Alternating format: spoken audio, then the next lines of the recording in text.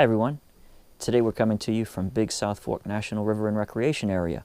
We took a 4-day weekend trip up here to do a little sightseeing. I've been up here before, but just wanted to do a little 4-day weekend getaway and come visit the area again. Today the weather hasn't been all that great, but we decided to kind of sneak out of the camper in between rain showers and see what we could find. Right now we're on the Oscar Blevins farmstead. I'm on the back porch of the main house that they used to live in. And we're gonna go do a little walking tour of this area and see what we can find. So this is the Blevins farmstead. It looks like they farmed and lived on this land since around the 1870s. What makes it a little bit different from other farms that were in this area is the Blevins family made a deliberate decision to hold on to their farming skills and actually stayed here while everyone else was moving away to live in the cities. They actually made a deliberate decision to hold on to their farming skills and continue to live here. And they lived here until it became part of the Big South National River and Recreation Area, when the National Park Service, I guess, took it over and bought their land from them, and they moved out.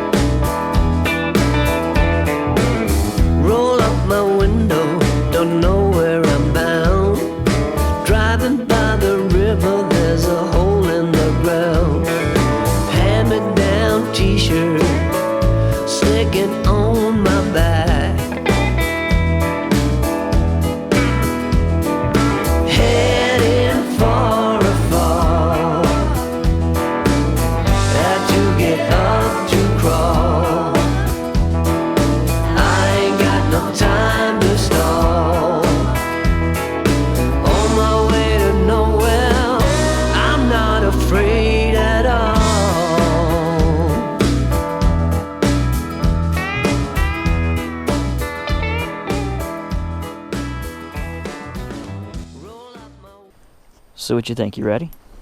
Are you ready to go hike? Huh? Are you ready to go do some hiking? I'll make it easy on you today, okay? It's only 0.7 miles to where we're going, unless we decide to do the whole loop, which then it's about 5 miles. But you did so good yesterday, I think you can handle it. What do you think? Do you think you can handle it? Yeah? You don't seem too enthused. That's it. So we're at the trailhead for the Twin Arches Trail, and it is only 0.7 miles. But if we do the loop, it goes down to Charrot Creek Lodge, which is sort of like the lodge at the top of Mount LeConte, without the elevation gain, of course. So the loop is right about 5 miles, like I said. So when we get to the arches, we'll see how we feel. And then we might continue on. It's only about noontime or so. And see, it's actually 12:38. So we've got all day. Don't really have anything planned. And let's get started. You ready, Bristol? You ready to go? Are you ready to go? Okay. Are you doing your doggy exercises so you're all stretched out for the hike? All right, let's go. And we're off. Should be a nice little easy trail. I don't think it's anything difficult. The loop, I believe, had some ups and downs on it, but like I said, we've got plenty of time today. And Bristol slept all night long. She even snored. She was so tired from our hike yesterday.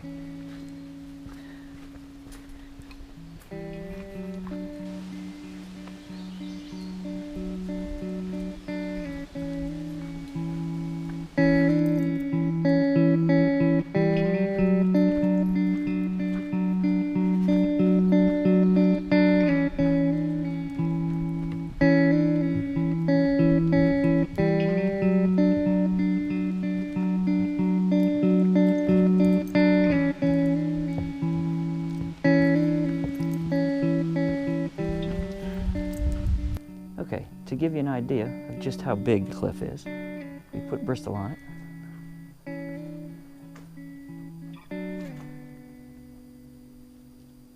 And that is a big rock.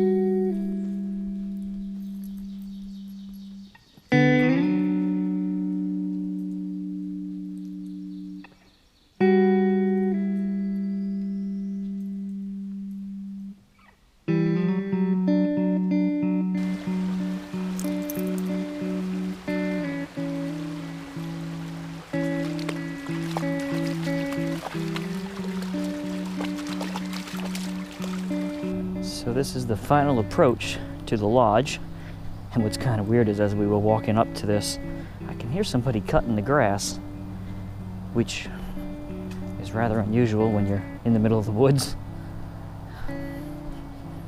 Let's see what we got going on up here.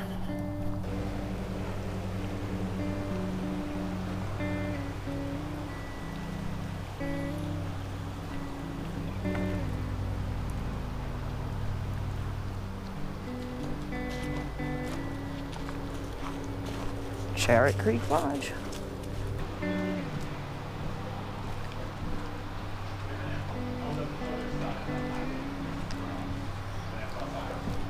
Jake's place, 300 feet.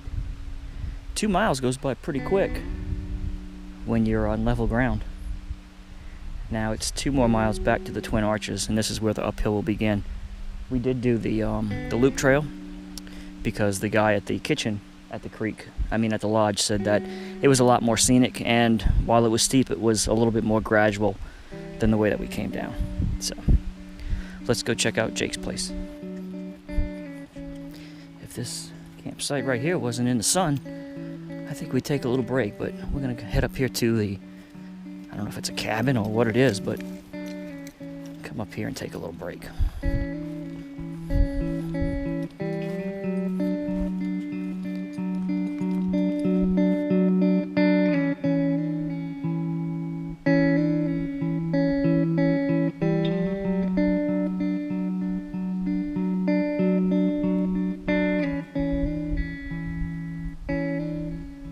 Jake's place was really nothing more than an open field, and right now we're about a quarter of a mile above that, I guess, and from here it's going to be all uphill back to the Twin Arches.